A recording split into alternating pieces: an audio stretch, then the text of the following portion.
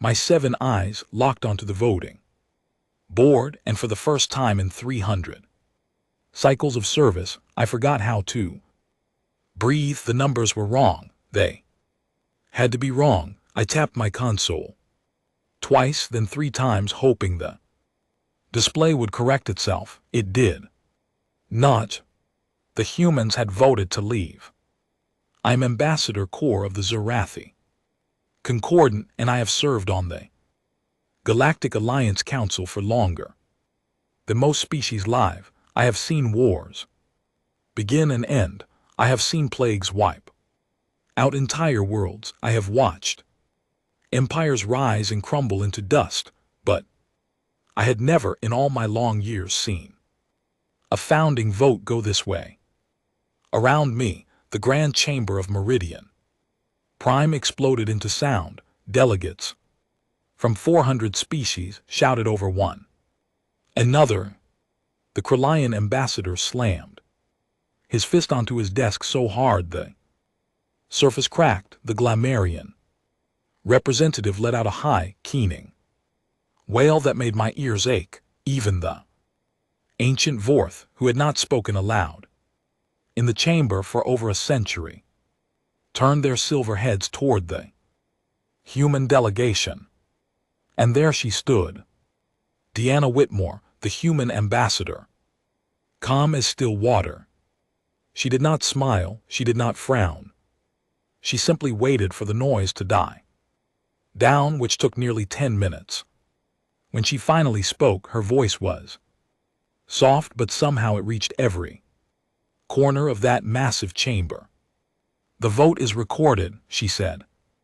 "Humanity withdraws from the Galactic Alliance effective immediately." I wanted to stand up. I wanted to shout something, anything to stop this, but my legs would not move because somewhere deep in the back of my mind, a small voice was whispering that I had seen this coming, that we all had seen it coming, and we had done nothing. Let me tell you about the humans as we understood them back then.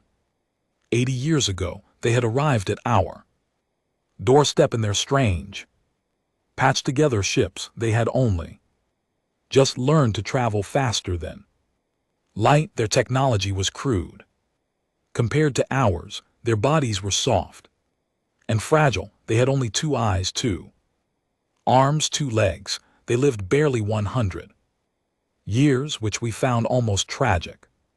When they applied to join the Alliance, the Council laughed privately. Of course, we were too polite to laugh in their faces, but in our private meetings we called them the baby species and the squishy ones.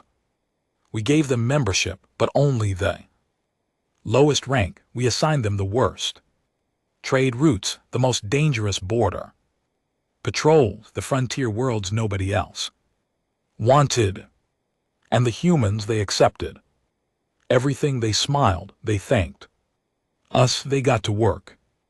I am ashamed to admit that I voted twice to limit human expansion rights. I told myself it was for their own good. They were young, they needed guidance. They should not grow too fast. Now, sitting in that chamber watching Deanna Whitmore gather her papers and prepare to leave, I felt something cold twist in my stomach. I did not know yet what I had done, but I knew somehow that I had done something terrible. Deanna walked toward the exit. She paused once, turned and looked directly at me. Our eyes met across the chamber. And then she said the words that would haunt me for the rest of my life. "You will understand what we did for you only after we are gone." She left. The chamber fell silent. Even the Kryllian ambassador stopped shouting. For a long moment nobody moved. Then, slowly, delegates began to file out. No one spoke. No one made eye contact. I returned to my quarters that night and sat by the window, staring out at the stars. Meridian Prime is a beautiful World covered in crystal spires that catch the light of 3 suns. From my window, I could see the docking bays, where the human ships were preparing to depart. Small ships, unimpressive ships. Ships we had always dismissed as outdated. One by one they lifted off. I watched them go. I told myself it did not matter. The Alliance had survived. Without humans before, we would survive. Again, we were the oldest, wisest, most powerful civilization in the galaxy. What could a single species, young and small, possibly take with them? 3 days later, I found out. The first message arrived at 400 hours. Pulling me from a restless sleep, my assistant, a young Zarathi named Pell, stood in my doorway with his face gone. Pale. Ambassador, he said, there is a situation on the outer rim. I sat up slowly. What kind of situation? A distress call, sir, from the Brenthari trade station in Sector 47. I frowned. Sector 47 was a quiet region. Nothing ever happened there. What kind of distress? Pell swallowed hard. Raiders, sir, the Skern. I felt all 7 of my eyes go wide at once. The Skern had not been seen in Alliance space for over 200 years. They were a scavenger species, brutal and fast, who had once terrorized the outer colonies. They were supposed to be gone, defeated, forgotten. Are you certain? I asked. Yes, sir, the Brenthari confirm it. Their station is under attack. They are asking for immediate help. I stood up and began dressing. Send the 3rd Fleet, tell them to. Ambassador, Pell interrupted, his voice trembling. That is the problem. The 3rd Fleet is not responding. I stopped. What? We cannot reach them, sir. Their command ship is not answering our calls. A terrible feeling began to grow in my chest. Send another fleet. The 7th or the 9th. Pell shook his head. Sir, I have been trying for an hour. Every patrol fleet in the outer rim is silent. We are receiving no responses from any of them. I stared at him. My mind raced, trying to understand. Fleets did not simply go silent, not unless something had happened to them, something terrible. Pell, I said slowly, who commands the 3rd Fleet? He checked his tablet. His hand began to shake. Sir, the 3rd Fleet was commanded by Captain Henry Lockwood. And he is human, sir. Captain Lockwood is a human officer. The cold feeling in my stomach grew into something sharper. I grabbed my tablet and pulled up the fleet command roster. Scrolling through the names, Captain Henry Lockwood, 3rd Fleet, Commander. Alice Burton, 7th Fleet, Admiral. George Redfield, 9th Fleet. Human. My breath caught in my throat. I scrolled further, deeper, through every fleet assignment in the outer rim, every patrol commander, every watch officer, every security chief. Humans, almost all humans. I had not known, none of us had known. Because humans never bragged, they never demanded recognition. And GT snorts. And GT, they simply did the work, signed their reports, and vanished into the background. We had assumed our own species were running those fleets. We had assumed our own officers were protecting our borders. But the humans had been doing it quietly for decades. And now they were gone. Ambassador, Pell whispered, what do we do? I did not answer him. I could not. Because I was staring at the screen, and I was realizing something that made me feel sick in a way I had never felt before. The Skern were not just attacking one station. If the patrols were gone, if the fleets were silent, then the Skern could be anywhere doing anything. The outer rim was no longer protected. Colonies were no longer safe. The trade routes were wide open. And this was only day 3. What else had the humans been doing? What else had they quietly carried for us without ever asking for thanks? My communicator chimed, another distress call, this time from the Velari system. And then another from the Haldoran belt. And another, and another. They came in faster than I could read them. My screen filled with red warnings, with pleas for help, with reports of attacks and disappearances, and systems gone dark. Pell stood frozen in my doorway, his young face pale with horror. "Sir," he whispered, "what have we done?" I did not know how to answer him, but I knew deep in my bones that this was only the beginning. Whatever the humans had been protecting us from, whatever invisible weight they had been carrying for 80 long years, was about to come crashing down on all of us, and we had pushed them away. I walked to the window and looked up at the empty space where the human fleet had been just 3 days ago. The stars looked the same, cold, distant, uncaring. But now, for the first time in 300 cycles of service, I was afraid of them. The distress calls did not stop. They multiplied.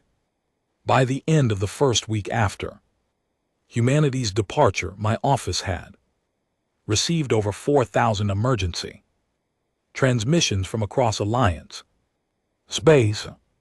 My assistant Pell had not slept in 3 days, neither had I. We lived on stimulant tea and fear, watching our screens fill with red warnings until we could no longer tell one crisis from another.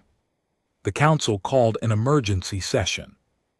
I was ordered to lead a fact-finding mission to the outer rim. I left Meridian Prime within 6 hours, aboard a fast cruiser called the Starwind. Pell came with me, so did a team of 7 investigators from different species. We all wore serious faces, but I could see the truth in their eyes. We were frightened.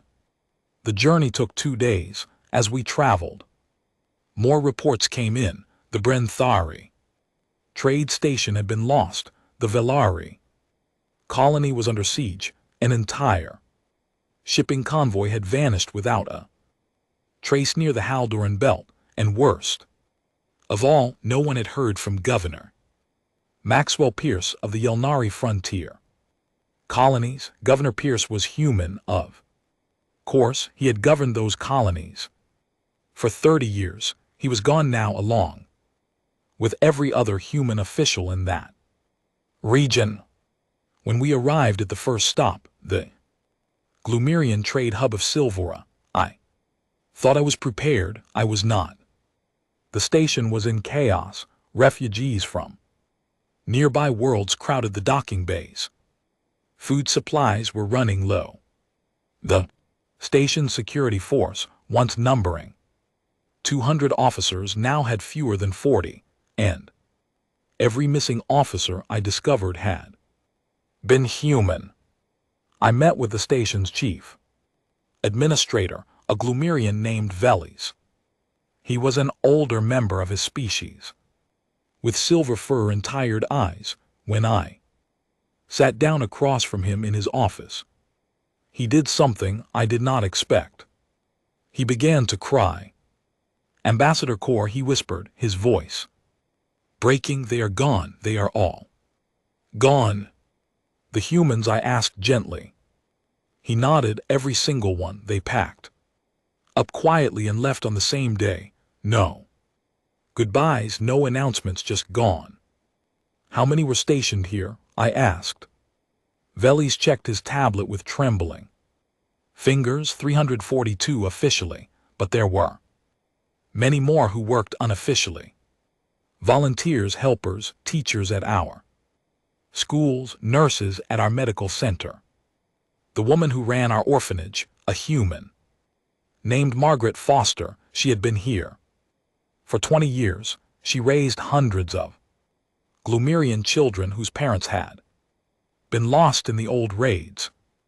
I stared at him. An orphanage, humans ran your orphanage for 3 decades, Veli said, and they asked for nothing, no pay, no recognition. Margaret used her own savings to buy toys for the children.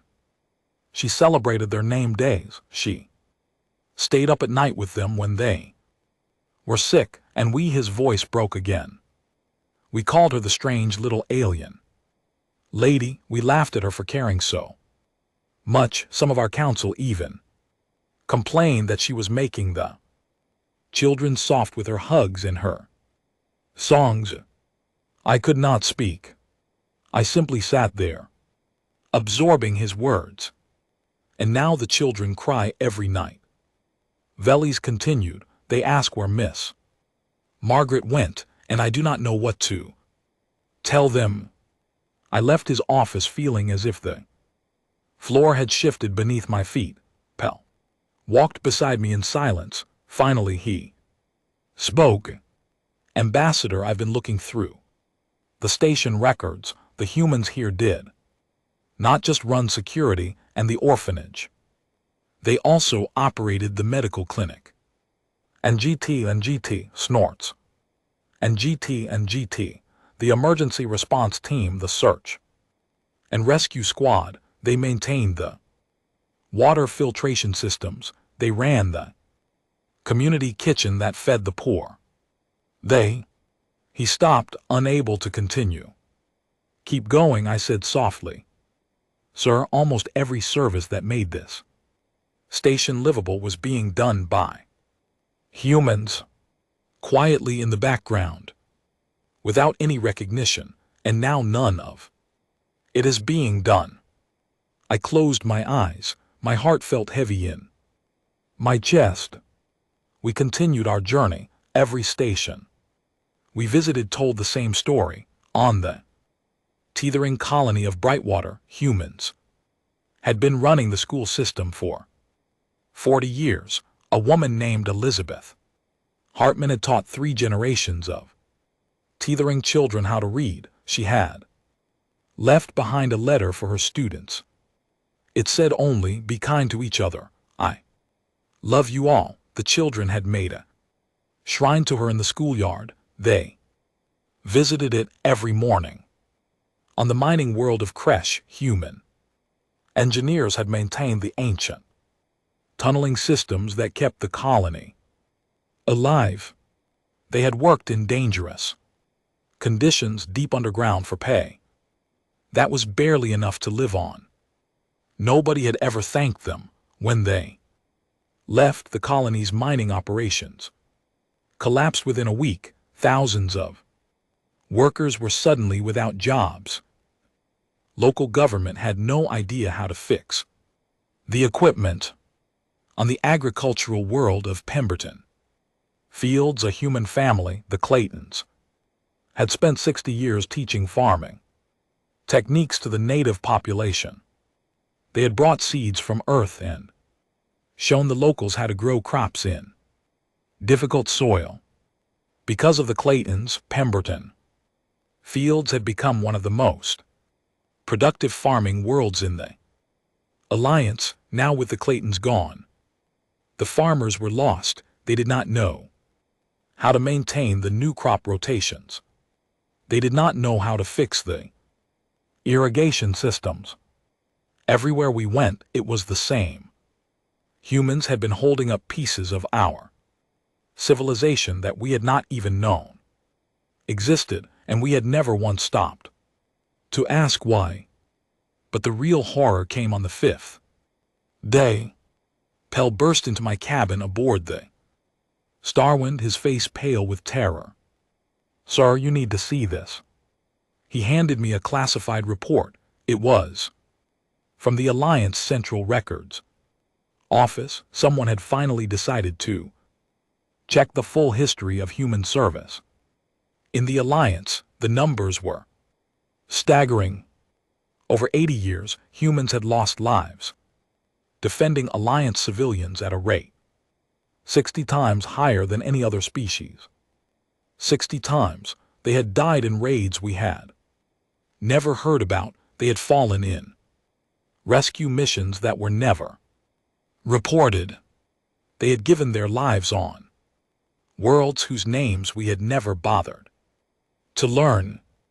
And the Alliance in its records had labeled most of these losses as accidents or human recklessness.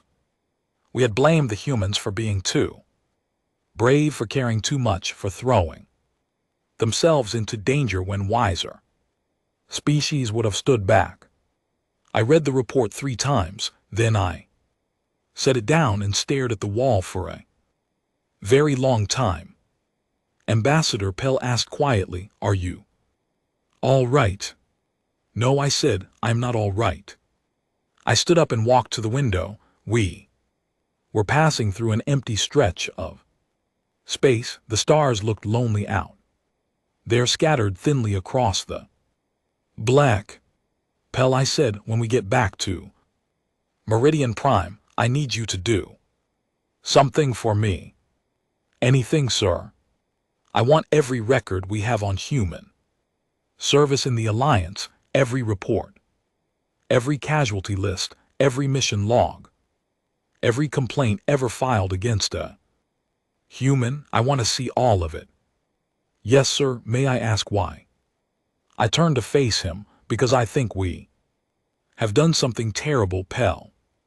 Something we may not be able to undo." We returned to Meridian Prime a day later. The city had changed in our absence. Crowds gathered in the plazas. News screens blared with reports of chaos across the galaxy. The Krellian embassy had been stormed by protesters, though I did not know what the Krellians had to do with anything. People needed someone to blame, and they were lashing out in every direction. I went straight to my office. Pell had prepared the records I had requested. There were thousands of files organized into tall stacks on my desk. I spent the next 2 nights reading them. I did not sleep. I did not eat. I drank cold tea and read until my eyes burned. What I discovered broke something inside me. The humans had done everything, not just the obvious things, not just security and teaching and farming. They had done the 1,000 small things that nobody else wanted to do. They had cleaned up toxic spills on worlds with poisoned atmospheres. They had volunteered for plague response teams when diseases broke out on isolated colonies. They had translated ancient texts that our own scholars had abandoned as too difficult. They had repaired old technology that our engineers called obsolete, keeping it running for communities that could not afford upgrades. And in every single case they had asked for nothing. No medals, no parades, no recognition. They had just done the work and gone home.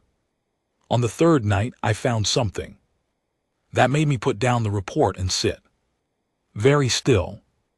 It was a request form filed by a human officer named Commander Charles Whitfield. 20 years ago, he had asked the Alliance to provide better safety equipment for his patrol unit. They were operating in a dangerous sector and needed proper shielding. His request had been denied. The reviewing officer, a Krellian bureaucrat, had written in the margins, "Humans can handle it. They always do." Commander Whitfield had died 6 months later along with his entire crew when their under-equipped ship was ambushed by raiders. The Alliance had recorded his death as an accident due to pilot error. I set the report down and put my face in my hands. How many Commander Whitfields had there been? How many humans had we thrown into impossible situations, knowing they would not say no, knowing they would keep going until they fell? How many times had we written human recklessness in the margins of a report when the truth was that we had simply used them up and discarded them? Pell knocked on my door. He came in, carrying a cup of tea. He saw my face and stopped. "Ambassador," he said softly, "what is it?" I looked up at him. He was young. He had not been alive for most of this history. Whatever guilt I carried, he did not share it, but he was going to inherit the consequences of it just as every other young person in the Alliance would. "Pell," I said, "sit down." He sat across from me. "The Council is going to ask me to recommend a course of action," I told him. "They are going to want to know how we can survive without the humans, what we can do to replace them, how we can rebuild what we have lost." "Yes, sir. I am going to tell them the truth, which is that we cannot replace them. We cannot rebuild what we have lost, not quickly, not easily. We have been walking on a bridge that humans were holding up for us, and now that bridge is collapsing beneath us." Pell was quiet for a long moment. Then he asked the question I had been dreading. "Sir, do you think they will come back if we apologize, if we beg?" I thought about Deanna Whitmore. I thought about her calm face as she cast her final vote. I thought about the quiet dignity with which she had walked out of the chamber. "No, Pell," I said, "I do not think they will come back, not like before, and honestly, I am not sure they should." He nodded slowly. He looked very tired. "Ambassador," he whispered, "I am afraid." "So am I," said. "So am I." Outside my window, the crystal spires of Meridian Prime sparkled in the light of 3 suns, but I could no longer see their beauty. All I could see were the shadows between them, the dark spaces where humans had once stood holding the weight of a galaxy on their shoulders while we called them weak and small and strange. And now those spaces were empty, and something was coming to fill them. The panic spread faster than any news I had ever seen. Within 2 weeks of my return to Meridian Prime, the Alliance was unraveling. It was not war, it was not invasion, it was something worse. It was the slow, steady realization that the foundation of our civilization had been resting on human shoulders, and those shoulders had walked away. The Galactic Stock Exchange was the first great fall. On the morning of day 16, trading opened normally. By midday, it had collapsed by 70%. I watched the news reports in disbelief. Then Pell explained it to me. "Humans ran the exchange, sir," he said, pointing to a list of missing personnel. "Almost all the floor traders, the risk analysts, the compliance officers, the people who actually understood how the whole system worked, they left. No one knows how to operate the exchange now. But we have our own financial experts," I said. "We have theorists, sir, people who studied economics in universities, but the practical knowledge, the day-to-day workings, the 1,000 small decisions that kept the market stable, those were handled by humans for 60 years, and we never asked how they did it." The exchange crash triggered a chain reaction. Banks began to fail, shipping companies went bankrupt, entire industries collapsed within days. On the wealthy core worlds, wealthy families suddenly discovered that their fortunes had vanished overnight. On the poorer colonies, workers lost their jobs by the thousands. Riots broke out on 6 different worlds. Religious movements sprang up like wildfires. One group declared that humans had been angels sent to test us, and we had failed the test. Another group declared that humans had been demons who had cursed us by leaving. Both groups attracted millions of followers within days. People were desperate for explanations, for meaning, for something to believe in. And still the distress calls came. Every day more systems went dark, more colonies cried out for help, more ancient enemies, long thought defeated, began appearing on our borders. The Vraxian slavers returned to the frontier worlds they had not been seen in over a century. The rogue AI networks that humans had been quietly containing for decades began to reactivate, strain.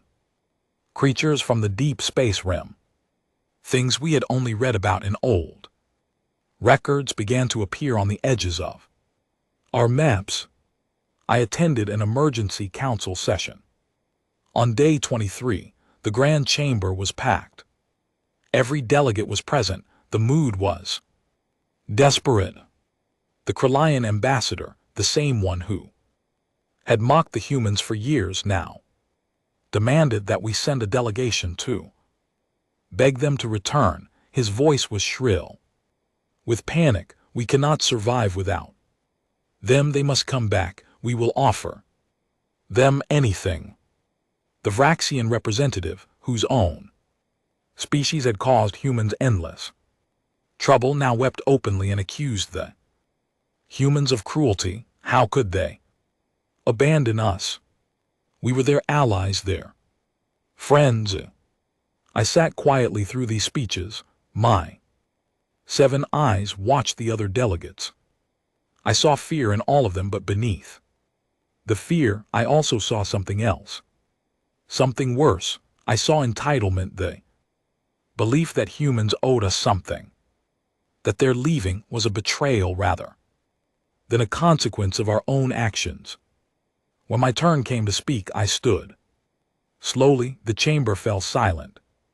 Esteemed colleagues, I began, for 2 weeks I have listened to our debates. I have heard us demand that the humans return. I have heard us call them cruel, selfish, and treacherous. I have heard us plan how to force them back or how to punish them for leaving. I paused. I looked around the chamber. We are asking the wrong questions. The chamber stirred uncomfortably. The question is not how to bring them back. The question is why they left, and the deeper question is what we must become if we are to survive without them. The Kryllian ambassador interrupted me. Ambassador Core, we do not have time for philosophy. We need action. You have had 80 years for action. Ambassador, I replied quietly, you chose mockery instead. Now you want quick solutions to a problem that took decades to create. There are no quick solutions. There's only the slow, hard work of becoming the kind of civilization that does not need to be carried by others. The chamber exploded into shouting. Half the delegates cheered me. The other half demanded my removal from the council. The speaker banged his gavel for 10 minutes before order was restored. And then, as the noise finally died down, the ancient Vorth rose from their seats. This was unprecedented. The Vorth were the oldest species in the galaxy. They had been ancient when my own people were still discovering fire. They had not spoken aloud in the council chamber. Over a century, they communicated through silence, through gesture, through the subtle movements of their silver forms. When they did speak, the entire galaxy listened. Their eldest, a being so old that no one remembered their name, stepped forward. His voice when it came was like the whisper of wind through ancient trees. Listen, he said, listen to the Zarathi ambassador, he speaks truth. The chamber was so quiet I could hear my own heartbeat. We warned you, the eldest continued. 1,000 years ago, we warned you. When a species gives without being asked, you must ask why they give. You must honor their gift. You must learn from their example. You must not take them for granted. You must not make them carry what you refuse to carry yourselves. He looked around the chamber. His ancient eyes rested on each of us in turn. You did not listen. You treated the humans as servant, as tools, as background features of your civilization. You laughed at their caring. You mocked their sacrifice. And now they are gone, and you are afraid. He paused for a long moment. Good, be afraid. Fear is the beginning of wisdom, but do not waste your fear on trying to force them back. Use it to become worthy of them. Only then will any human ever look at you again with respect. The eldest sat down. The silence that followed was the deepest I had ever heard. After the session, I returned to my office. A message was waiting for me. It was encrypted with a human security protocol I had never seen before. It took Pell an hour to decode it. The message was short. It was from Diana Whitmore. Ambassador Corps, meet me. Neutral ground coordinates attached. Come alone. I stared at the message for a long time. Then I began preparing for the journey. The coordinates led to a small, nameless moon in the outer rim. It was an empty place far from any trade routes, with nothing on it but rocks and dust. I traveled there on a fast civilian shuttle, alone except for a single pilot. I did not tell the council. I did not tell anyone except Pell, who cried when I said goodbye. Sir, he whispered, what if something happens to you? Then you will continue my work, Pell. You will remember what I have told you. You will help our people learn. Promise me. I promise, Ambassador. The journey took 3 days. When I arrived at the moon, I expected to find Diana waiting in a small shelter, perhaps with a few guards. What I found instead made my 7 eyes widen in disbelief. The space around the moon was filled with ships. Not small ships, not unimpressive ships, not the patched-together vessels we had always dismissed. These were warships, hundreds of them, thousands, battle cruisers longer than mountains, carriers the size of small moons, strange, sleek craft with unknown weapon systems. The entire human fleet, which we had always considered small and outdated, was assembled here in numbers that made my breath catch in my throat. And these ships were different from anything the humans had ever shown us. They were bigger, more advanced, more powerful than anything in the Alliance arsenal. My shuttle pilot whispered, Ambassador, what is this? I did not answer. I could not, because I was finally understanding something that should have been obvious all along. The humans had never shown us their true strength. For 80 years they had flown their oldest, smallest ships in Alliance space. They had hidden their real capabilities behind modest appearances. They had let us mock them. They had let us underestimate them.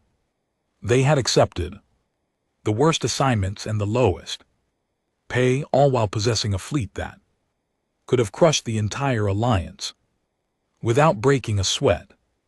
They were not weak. They had never been weak.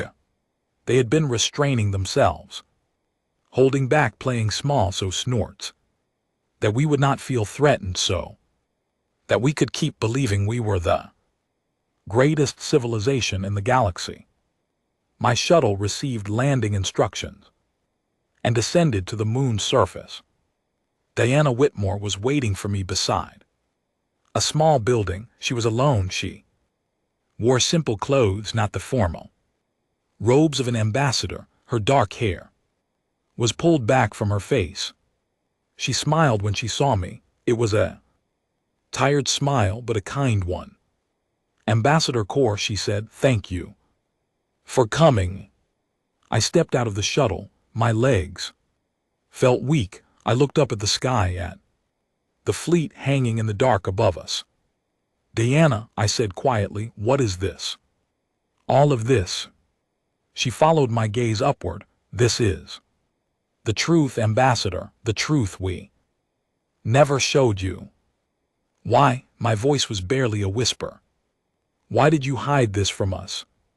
"Come inside," she said. "I will tell you everything." I followed her into the building. She sat me down at a small table and poured me a cup of something warm. It smelled like tea, but not any tea I knew. She sat across from me, folded her hands on the table, and began to speak. And for the next several hours she told me a story that changed everything I thought I knew about humans, about the galaxy, and about what was coming for all of us. Diana Whitmore poured a second cup of the warm drink. It was called tea. She told me, an old beverage from Earth.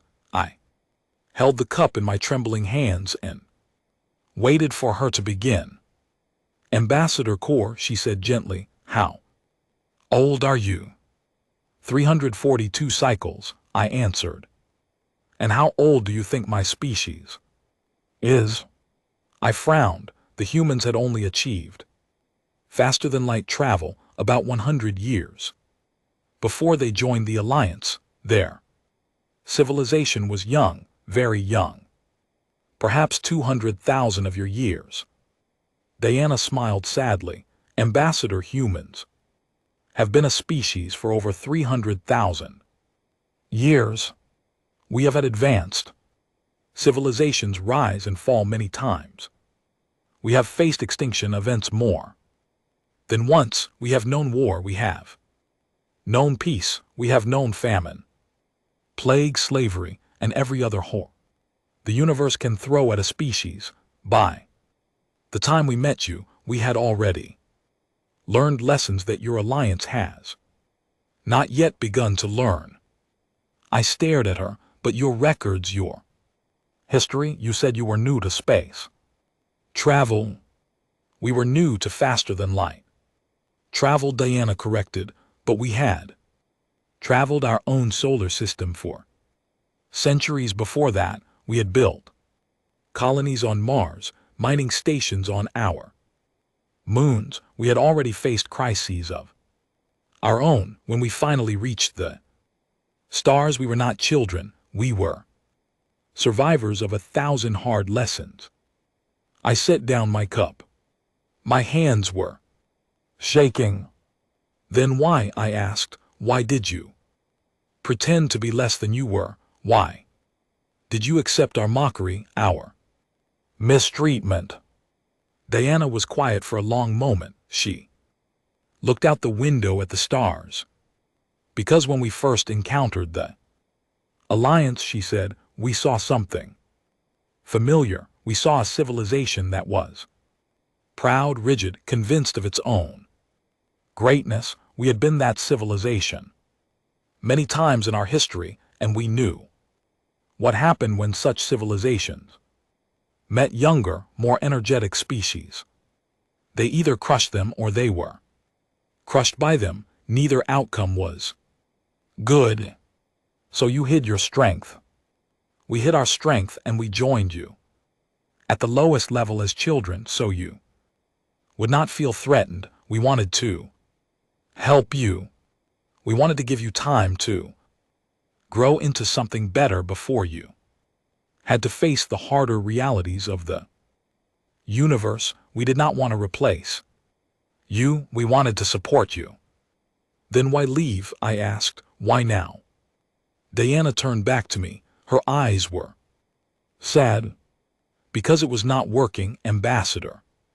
For 80 years, we did everything we could. We patrolled your borders. We taught your children. We rebuilt your worlds. We carried every weight we could carry, and in return, you grew weaker, not stronger. The more we did, the less you did for yourselves. The more we gave, the more you demanded. You stopped solving your own problems. You started expecting us to solve them, and when we did, you mocked us for it. She paused and took a long breath. A species cannot grow while being carried. We were doing more harm than good. By leaving, we give you the chance to finally become what you could be. It is cruel in a way, but it is less cruel than what would come if we stayed. I thought about this for a long time. I thought about the colonies that had grown dependent on human labor, the industries that had forgotten how to function without human workers, the children who had been raised by human teachers while their own parents complained about the strange little aliens in their schools. She was right. We had become weak, and the more humans did for us, the weaker we had grown. But there is more to it than that. Diana continued, is there not? She nodded. There is, and this is the part that will frighten you. She reached into a small bag and pulled out a data crystal. She set it on the table between us. It glowed with a soft blue light. 30 years ago, she said, a human exploration fleet ventured far beyond the galactic rim. They were mapping the dark spaces between galaxies. They encountered something out there. Something, an entity we do not know what to call. It is not a species, not really. It is something older, something that feeds on civilizations. It moves slowly, but it is very patient. When it finds a galaxy with advanced life, it enters that galaxy and begins to consume it. World by world, star by star. It takes centuries, but by the time it is done, nothing remains. I felt cold, and this entity is coming here. It was coming here, Diana said. 30 years ago, our exploration fleet encountered it. They realized what it was, and they made a choice. They could not defeat it, not directly. It is too large, too ancient, too strange for our weapons to harm, but they could delay it. They could build a blockade, a ring of ships and stations far beyond the rim. That would slow its approach. And you have been holding this blockade for 30 years.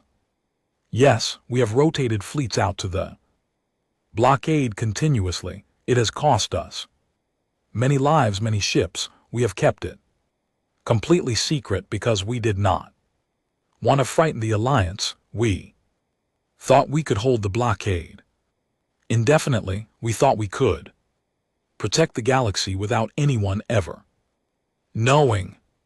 What changed? Diana's face darkened. The entity has grown. We do not know how, but it has gotten stronger over the past decade. Our blockade is no longer sufficient. We would need to double our fleet commitment just to maintain it, and we cannot do that while also serving in the Alliance. I understood finally. That is why you left. That is why we left. We had to make a choice, continue serving the Alliance, and watch our blockade fail, or pull back our forces to the blockade and leave the Alliance to face its other problems alone. We chose the second path because the entity, if it breaks through, will be so much worse than anything else in the galaxy. How long? I asked. My voice was barely whisper. How long until it reaches Alliance space. Our best estimates suggest 8 months. Perhaps less if the blockade fails. Entirely. I closed my eyes. 8 months. 8 months before something we could not imagine arrived at our borders, and they, humans, the only species who had ever faced it, had pulled back to fight it. Alone. Why are you telling me this? I asked. If the Alliance knew, we would panic. We would demand your return. Diana smiled. It was a thin, tired smile. Because the Alliance cannot face this threat as it currently is, you need to change, you need to grow, you need to become something more than you have been. If we simply came back and fought this thing for you, we would die doing it, and you would learn nothing. You would still be the same arrogant, dependent civilization you were before, and the next threat would destroy you. She leaned forward. Her eyes were intense. But there is another option. Humanity will not rejoin the Alliance, not as we were, but we are willing to work with species that prove themselves, species that learn, species that step up, species that stop expecting others to carry them. She tapped the data crystal on the table. This crystal contains everything we know about the entity, our tactics, our weapons designs, our failures, our successes, everything. Take it back to Meridian Prime. Show it to your council. Tell them the truth. If they listen, if they are willing to change, then we will work with them. If they do not, then we will hold the blockade as long as we can, and may your ancestors watch over you. I picked up the crystal. It was warm in my hand. Why me? I asked. Why not send this to the entire council? Because you listened, Ambassador Diana said.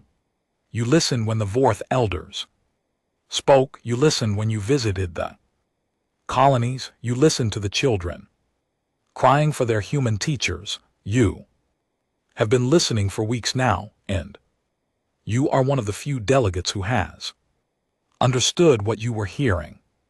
She stood up. Our meeting was ending. Ambassador Core, she said, I want you to understand one thing. We do not hate you. We do not blame you. We know that change is hard, and we know that species, like individuals, can be slow to learn. We still care about the Alliance. We still want you to survive. But we can no longer do the work for you. The choice is yours now. I stood up as well. My legs felt unsteady. Diana, I said, is there hope, real hope? Can we actually face this thing? She considered my question for a long moment. Yes, she said finally, there is hope. But hope is not a guarantee. It is a possibility. It depends on what you choose to do in the next 8 months. Choose wisely, Ambassador. Choose quickly, and most importantly, choose together. She walked me back to my shuttle. As I was about to board, she stopped me with a hand on my arm. One more thing, Ambassador. Yes, the humans who served in the Alliance for 80 years, the teachers, the soldiers, the doctors, the governors, they did not hate your people. They loved them. They loved the Glumerian children they taught. They loved the Teethern farmers they helped. They loved the Zarathi engineers they worked alongside. When we left, many of us cried. We did not want to go, but we believed it was necessary. I looked at her. Margaret Foster, the woman who ran the orphanage on Solvara. She really loved those children. Diana smiled. It was the first real smile I had seen from her since the council vote. Ambassador, Margaret Foster is my aunt. She raised me after my parents died when I was 7. she is one of the kindest souls I have ever known. When we pulled her out of Solvara, she refused to leave. At first, she wanted to stay with the children. We had to convince her that it was necessary. She cried for 3 days. My throat felt tight. Tell her that the children still love her, that they built a shrine for her in the schoolyard, that they visited every morning. Diana's eyes glistened. I will tell her. Thank you, Ambassador. I boarded my shuttle. As we lifted off from the small moon, I looked out the window at the massive human fleet hanging in the stars above. I understood. Now I understood everything. These were not enemies. These were not betrayers. These were a people who had learned through hundreds of thousands of years of hard experience how to love a younger species without destroying it, how to help without replacing, how to protect without controlling, how to leave when leaving was the only way to save everyone. I looked down at the data crystal in my hand. It glowed softly in the dim light of the shuttle. Back to Meridian Prime, I told the pilot, as fast as possible. We have much work to do and very little time to do it. The journey back felt shorter than the journey out. My mind was racing with planned speeches, arguments I would need to make, species I would need to convince. I did not know yet if I would succeed. I did not know if the council would listen. I did not know if we could change quickly enough to save ourselves. But I knew I had to try, because a species that had loved us enough to hide their strength for 80 years, who had carried us on their backs without complaint, who had finally left us only because leaving was the kindest thing they could do, deserved at least this much. They deserved to see us become something worthy of their sacrifice.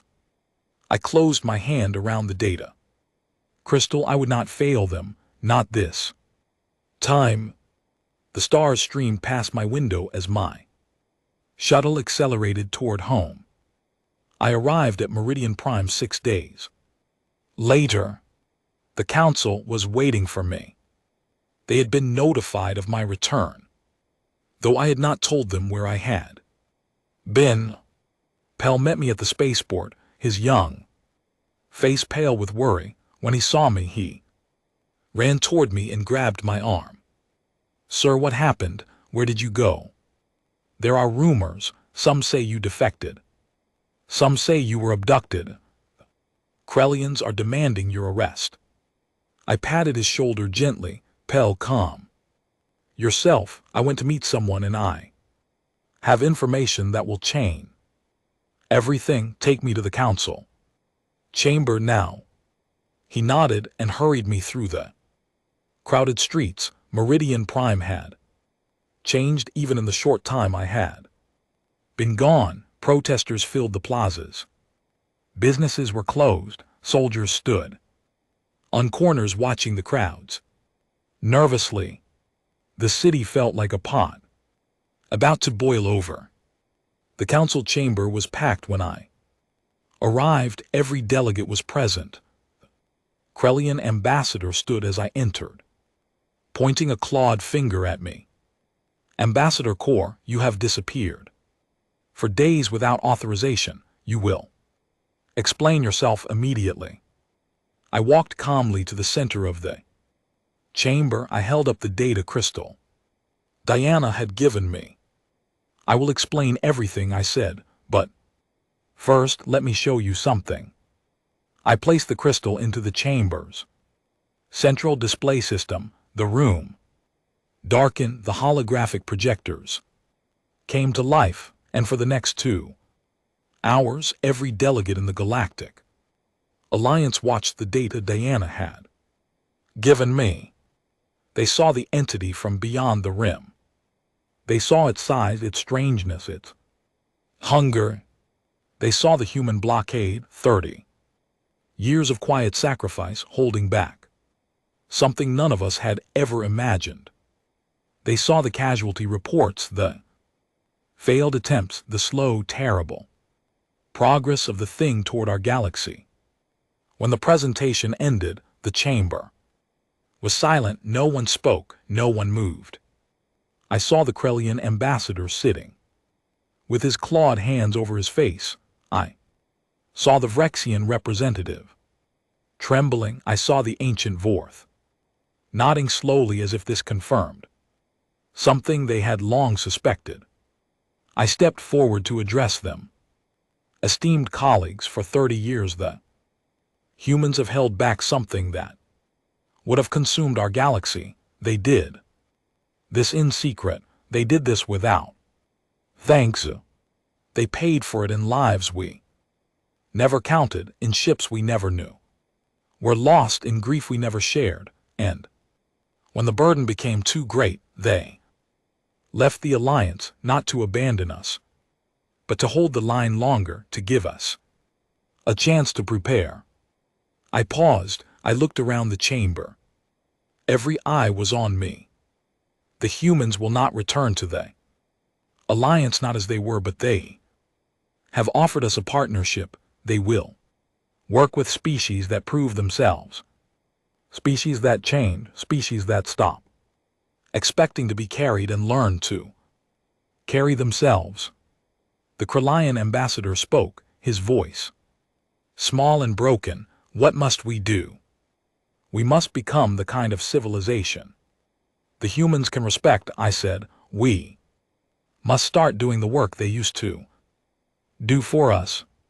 The unglamorous work, the dangerous work, the thankless work. We must patrol our own borders, defend our own colonies, teach our own children, heal our own sick, and we must do it together, because no single species can do it alone. I held up my hands. I am forming a coalition. I am calling it the listeners. It will be open to any species willing to commit to real change. Not words, not promises, action. We will begin today. We have 8 months before the entity reaches our borders. 8 months to become something worthy of facing it. The chamber erupted into discussion. Some delegates immediately stood to declare their species' participation. The ancient Vorth were first, then the Gelmirians, the Tethorans, the Pemberton Fields Federation, species after species, mostly the smaller ones, the ones who had always been grateful for human help, stepped forward. Others resisted. The Krellian Empire hesitated. The Vraxian Concordat argued that they could handle the threat on their own. The great merchant houses of Orion refused to commit resources for every species that joined the listeners. Another held back, clinging to the old ways. It did not matter. We had enough. We began the work. The first months were harder than anything I had ever experienced. My own people, the Zarathi, had to learn how to maintain systems we had always outsourced.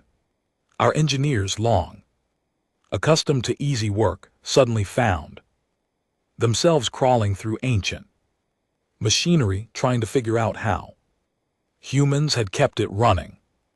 Our medical staff had to rush to rural colonies where human doctors had once served. Our soldiers, who had spent generations guarding comfortable core worlds, now had to patrol dangerous frontier routes. We failed constantly. In the first 2 months we lost 6 ships to raiders. We lost 3 colonies to plague outbreaks because our medical response was too slow. We lost thousands of lives to accidents, mistakes, and poor decisions. But we also learned, slowly, painfully. We learned that the humans had not been lucky or magical. They had simply worked hard, shown up every day, and cared about the outcomes. And we found that we could do this too. It was harder than we had expected. It was less glorious. But it was possible. By month 4, the listeners had grown. More species joined us as word spread of our progress. We established a joint command structure. We rebuilt the patrol networks. We trained new emergency response teams. Our casualty rates began to drop. Our colonies began to stabilize. And then in month 5, the humans made contact. It was a small gesture at first. A human engineering team arrived at one of our struggling colonies and offered advice. Not help advice, they showed our engineers what they were doing wrong.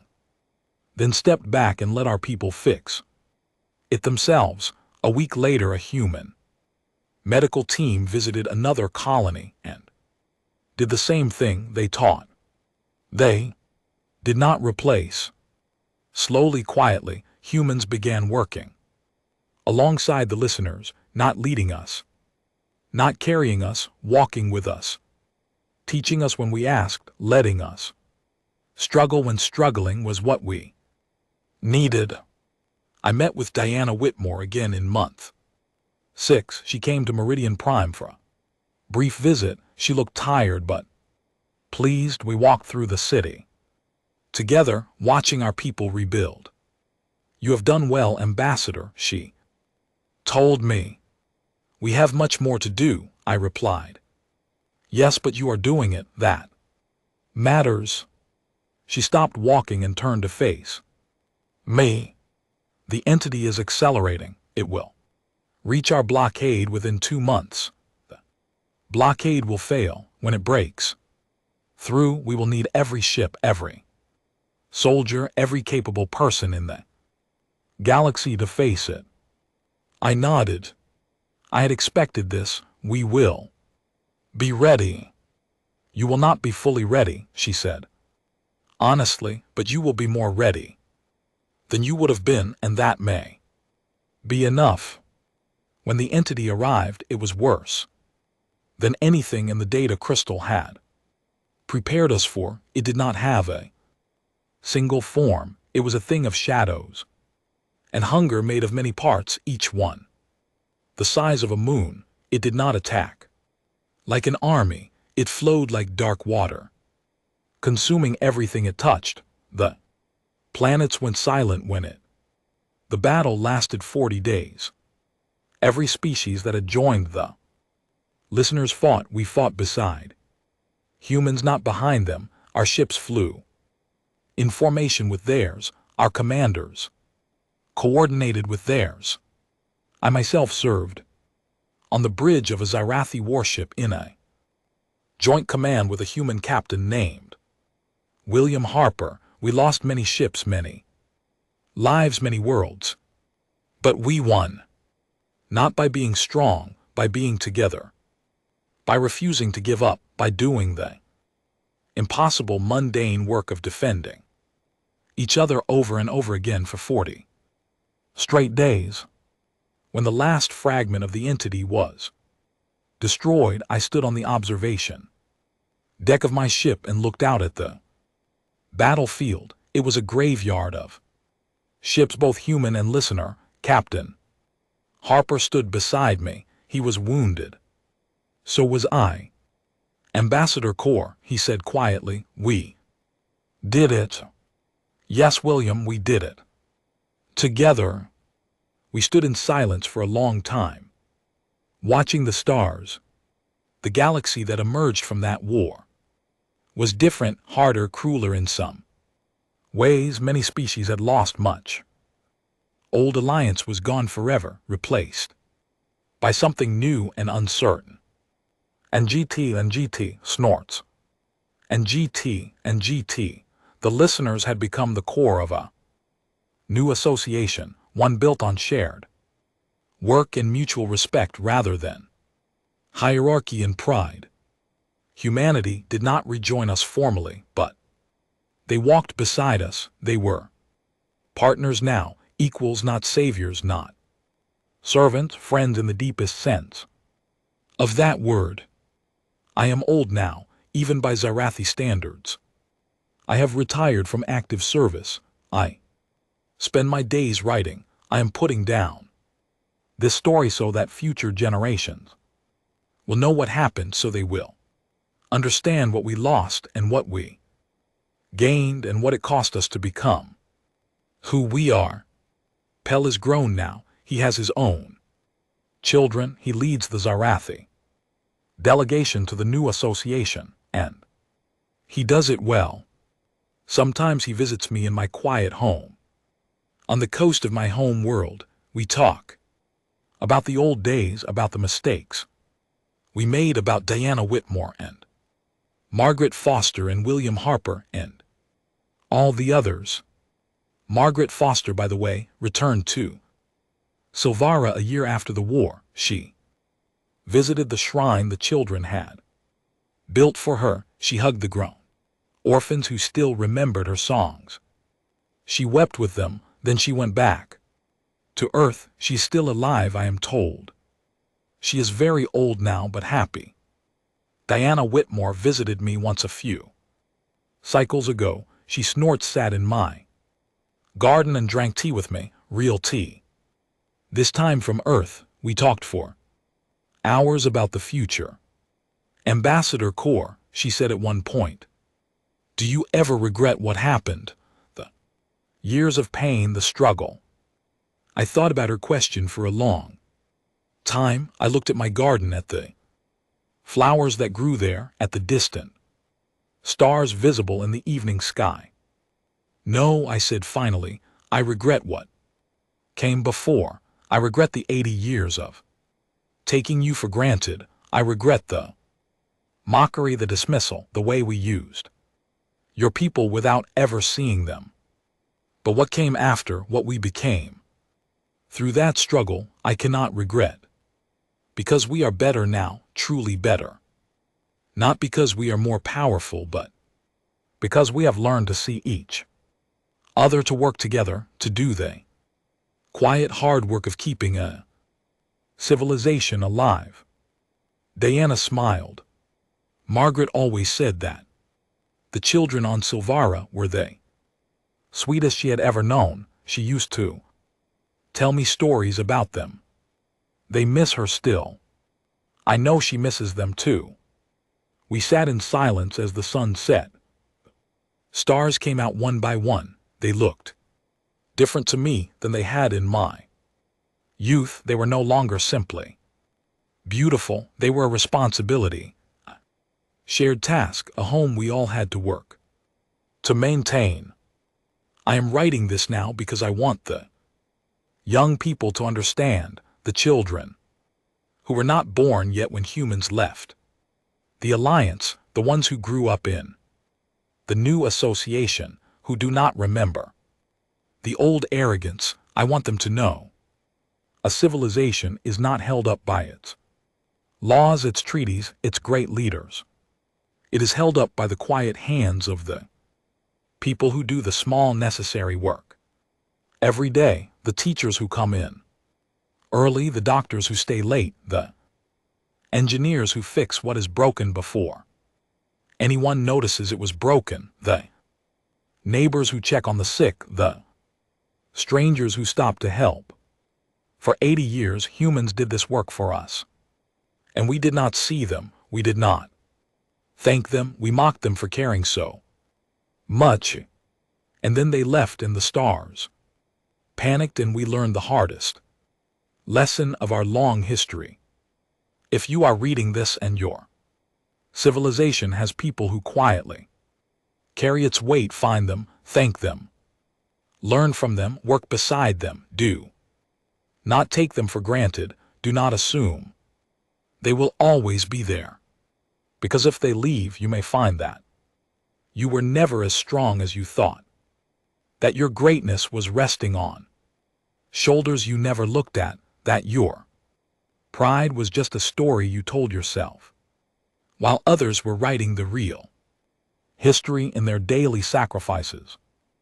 I am Ambassador Kaur of the Zalathi Concordat. I have served on the Galactic Alliance Council.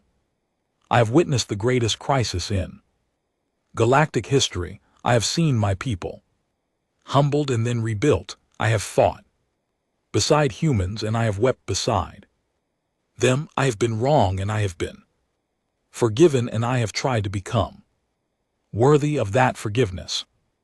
This is my story. This is our story. Remember it. The stars are still above us. They are still beautiful, but they are no longer simply ours. They belong to everyone who does the work of keeping them lit. May you do your part. May you see the quiet ones. May you honor the givers. And may you never ever learn this lesson the hard way as we did.